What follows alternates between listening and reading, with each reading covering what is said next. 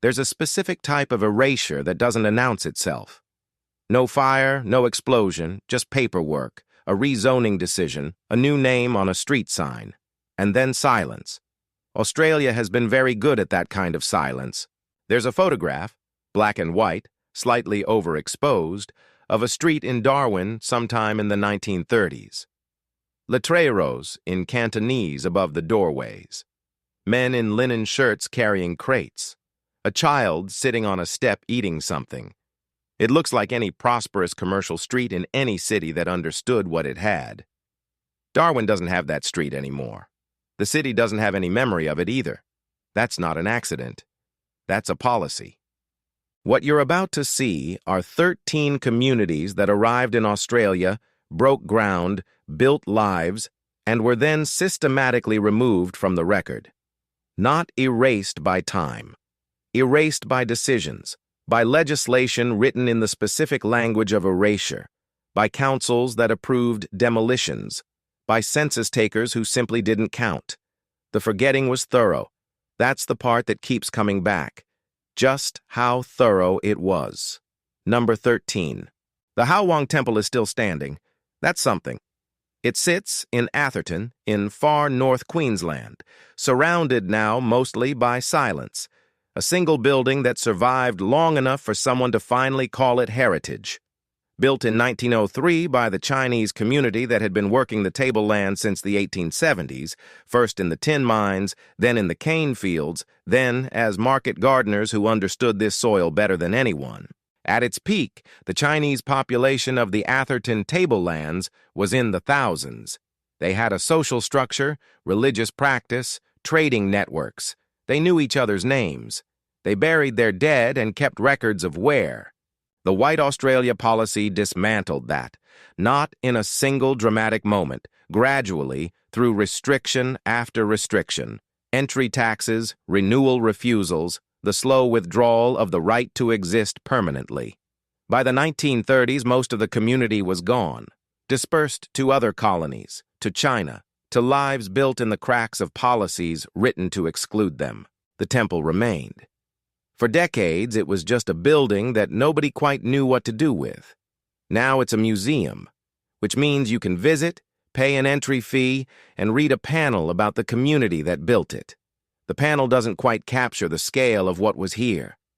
Museums rarely do. What you're looking at when you stand in that building is the last visible object of a world that was deliberately made to disappear. Everything else, the names, the addresses, the cemetery plots, is gone. The suburb is still there. That's the first thing to say. You can drive through Leichhardt today, eat at a restaurant, walk past the Italian Forum, buy coffee. It has a particular kind of self-conscious Italian identity. The flags, the murals, the branding. It's a neighborhood that knows what it is, but the community that actually built it, those families, went through something that doesn't appear in the branding. When Italy entered the war in 1940, Australians of Italian origin were reclassified overnight. Alien enemies. That was the legal term. Men who had lived in Australia for 20, 30 years, who had children born here, who had built homes and businesses, suddenly found their bank accounts frozen and their movements restricted. Some were interned in camps, not as a precaution exactly, as a statement. In Leichhardt, families who had been running the same shops for decades watched those shops become legally complicated. Neighbors who had been friendly became uncertain about proximity. The Italian language, which had filled these streets, was pushed indoors.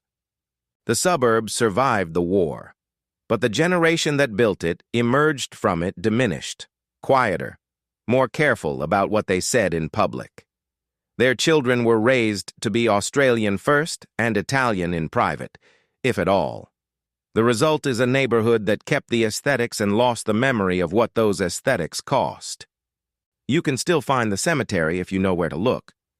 It's not hidden exactly so, but it's not signposted from the main road, and most visitors to Broome spend their time on Cable Beach without any idea it exists.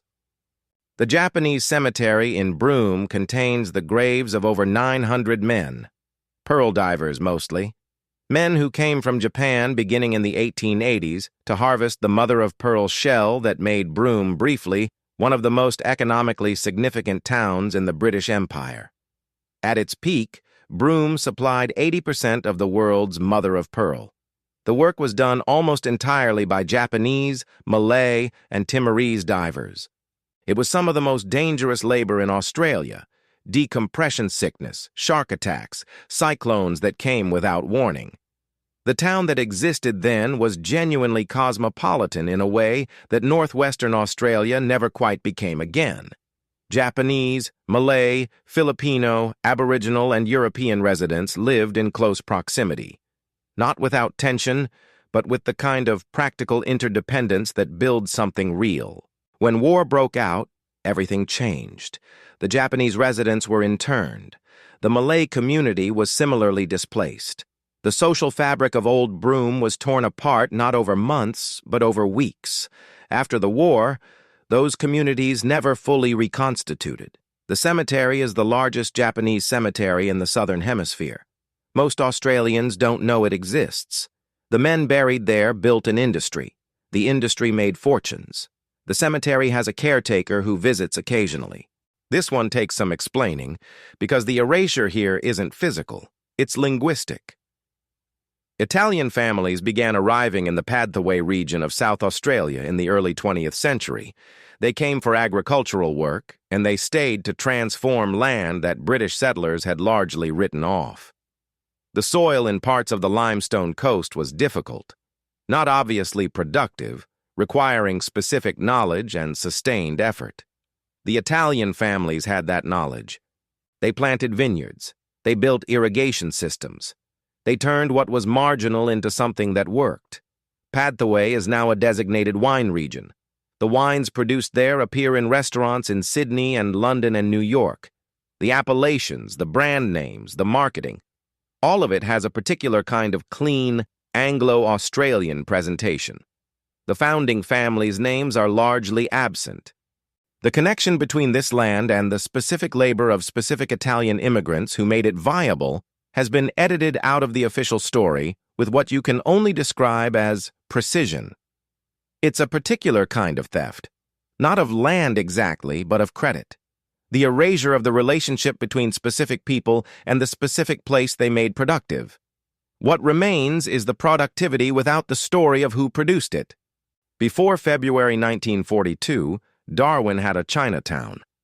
It had existed for decades, a functioning commercial district with grocery stores, laundries, market gardens supplying the town, a social and cultural infrastructure that was woven into Darwin's daily life. The Japanese bombing on February 19, 1942, the largest foreign attack ever carried out on Australian soil, destroyed part of the city. The Chinatown district was damaged, but not destroyed. What the bombing didn't finish, the reconstruction did. When the Australian military and government rebuilt Darwin after the war, they rebuilt it differently. The Chinatown district was not reconstructed. The land was rezoned. The businesses that had been there were not given the same footing in the new city plan. Darwin was rebuilt as a more distinctly Anglo-Australian city, and the community that had helped build the original was not included in that vision.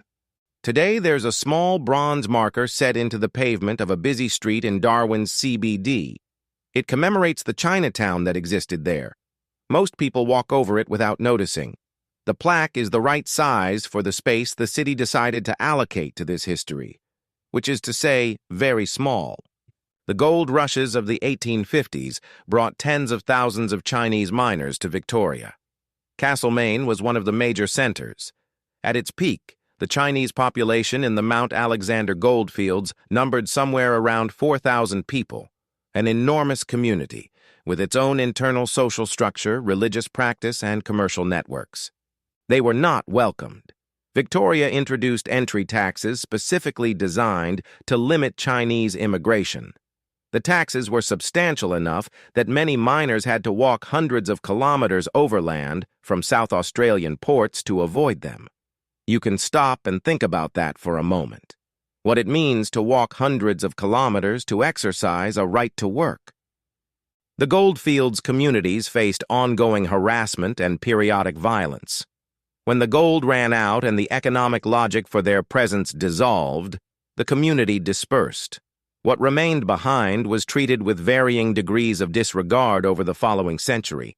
Cemetery sites neglected, temple structures demolished, the material record of a 4,000-person community reduced to fragments. Castlemaine has a local museum that covers the gold rush era in some detail. The Chinese community gets coverage there. It's not nothing, but the scale of what existed and what was lost doesn't quite land from a display case and a few paragraphs. There's something particular about Ingham that doesn't quite fit the standard template of erasure. The Italian community there wasn't just large, it was so embedded that it functionally transformed the culture of a Queensland town. In the 1920s and 30s, Calabrian dialect was more common on certain streets than English. The food, the music, the rhythms of social life, they were recognizably Italian in a way that went deeper than aesthetics. The war interrupted that in a specific and brutal way. The men were interned, sent to camps while the women stayed behind to run the farms and the households and keep everything functional. When the men came back, the town had made a decision. They were Australians now, officially, categorically, which meant the Italian language became something you spoke at home, if at all. The children were raised in English. The community contracted inward. What Ingham has today is a yearly festival. The Tyto Wetlands Festival isn't what I mean. There's the Ingham Italian Festival, celebrating that heritage with food and music and dancing, which is fine. But there's a difference between a community that is alive and a community that has been converted into a festival. One of them exists. The other is a commemoration. The lead smelters at Port Pirie were, for most of the 20th century, among the most important industrial sites in Australia. They were also among the most dangerous workplaces. Lead exposure, heat, fumes that got into everything. The work was hard, and it was poorly compensated, and it was done substantially by Greek immigrant workers who came to Port Pirie beginning in the early decades of the 1900s. They built what communities build: an Orthodox church, a social club, a section of the local cemetery with Greek names on the headstones. They established networks, brought family members over, created a life that had the weight of permanence. The smelter still operates, though in a diminished form. The Greek community of Port Pirie scattered over the generations, to Adelaide, to larger centers with more opportunity. The church they built is still standing but mostly locked. The cemetery section is partially obscured by later industrial expansion along the perimeter. There's very little in Port Pirie that marks what the Greek workers who built the labor base of that industrial town left behind. The smelter benefited from their presence. The official record of that relationship is thin. In 1934, Kalgoorlie experienced something that Australian historiography has a consistent tendency to describe in passive and imprecise terms. Riots is the word usually used. Disturbances, unrest. What happened was that mobs attacked and burned Chinese-owned businesses over several days, while police largely failed to intervene. Men were beaten. Properties were destroyed. Families fled. It was, by any clear-eyed account, a pogrom. Systematic, targeted, and carried out with the kind of confidence that comes from knowing no one will stop you. The Chinese community that had existed in Kalgoorlie since the gold rush days, operating businesses, building a presence in the town, was effectively destroyed by these events. The physical infrastructure of that community was damaged or demolished. After the violence subsided, the local council proceeded with redevelopment of the affected area. The area was rebuilt without the community that had previously occupied it. There is no memorial in Kalgoorlie to what happened there in 1934. No plaque, no marker. The local history does acknowledge the events in the careful language that historical acknowledgement tends to use. But the place itself carries no trace. Griffith is a prosperous agricultural town in the Riverina region. Its prosperity is real and documented. What's less documented is the specific labor that created the conditions for that prosperity. Italian immigrants began arriving in Griffith in the 1920s as part of a soldier settlement scheme that brought workers to newly irrigated land. They transformed marginal farming land into productive orchards and vineyards. They understood irrigation in a way that drew on centuries of Italian agricultural knowledge. They were essential. When Italy entered the war in 1940, the men of Griffith's Italian community were interned in camps, some of them only a short distance from the farms they had built. Their farms continued to be worked, in some cases by neighbors who had been friends. When the internees returned after the war, some came back to find their land had been sold, transferred, legally complicated in their absence. The legal protections for interned property owners were, in practice, inconsistent. The story Griffith tells about itself today emphasizes initiative and agricultural innovation, which is accurate as far as it goes. The Italian contribution is acknowledged. There are festivals, there is some cultural infrastructure. But the specific history of internment, of property losses, of what it cost those families to be classified as enemies in the country they had built, that part is harder to find.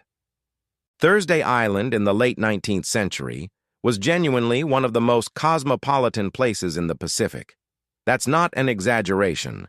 It's what the historical record shows. Japanese, Filipino, Malay, Timorese, Polynesian, South Sea Islander, and Aboriginal workers and traders lived and worked there together, along with British and European colonizers. The pearl and bêche de mer industries drew people from across the Pacific, and Thursday Island became a node in a trading network that was, by any measure, international. The White Australia policy arrived and did what it was designed to do. Over the following decades, the non-European communities of Thursday Island were progressively removed, through deportation, through the withdrawal of rights, through the kind of accumulated bureaucratic pressure that makes a place uninhabitable without ever issuing a single expulsion order. What exists on Thursday Island now is primarily a tourism operation, built around diving and the natural environment. The multicultural past of the island is occasionally mentioned. But the living, breathing, economically active world that existed there before, the specific people, the specific relationships, the specific culture that made it what it was, has no continuous presence. It was dismantled, and what was built in its place has no memory of what it replaced. This is where the story gets harder to tell. The Chinese community of Maori operated for decades. Merchants, market gardeners, small business owners in a regional New South Wales town. They were part of the economic fabric of the place. They buried their dead in the local cemetery, which is what communities do when they intend to stay. When the community eventually dispersed, through the usual combination of discriminatory legislation and economic pressure, the cemetery became a problem, not for the descendants, for the council. The graves were removed. The records of exactly where they were relocated are, depending on who you ask, either incomplete or lost. What's documented, in fragments, in letters from the early 20th century, in some council minutes, is that the human remains were moved to a location that subsequent researchers have been unable to pinpoint with certainty. Descendants have tried. The official response, where there has been one, has not been illuminating. The cemetery site where those graves once stood is now used for other purposes. There is no marker. There is no acknowledgement. There are people alive today who are descended from those buried there, who would like to know where their dead are, and who have been unable to find out. That is not an oversight. That required active decision-making at every step. Somewhere between Ballarat and Bendigo, and you notice immediately that I can't be more specific than that, there are photographs, private photographs, family photographs kept in boxes by descendants. They show a settlement. Houses, some of them quite substantial. What appears to be a communal structure. Men who are visibly Chinese and men who are visibly Italian, working alongside each other, eating together, existing together in a way that would have been, and evidently was, simply unremarkable to them. 3 separate family lines have material that documents this place. They've compared notes, The photographs are consistent. The oral histories align. A settlement of Chinese and Italian workers operated in rural Victoria for at least 2 decades in the late 19th century. Trading, farming, building, doing the things settlements do. No census records it. No local history mentions it. No map names it. The county records of the surrounding municipalities for the relevant period contain no reference to it. The land currently belongs to a pastoral property whose current owners, when contacted by researchers, said they were unaware of any prior settlement. The photographs exist. The families are real. The settlement, by every official measure, did not. Think about what it takes to achieve that. To have a human community, people who ate and slept and buried their dead and knew each other's names, leave so little trace in the official record that it simply doesn't appear. That's not neglect. Neglect leaves fragments. This is something more deliberate, something that required at some point a decision about what would and would not be counted. The descendants have the photographs. They've been trying for years to get anyone official to take that seriously. They're still trying. 13 communities.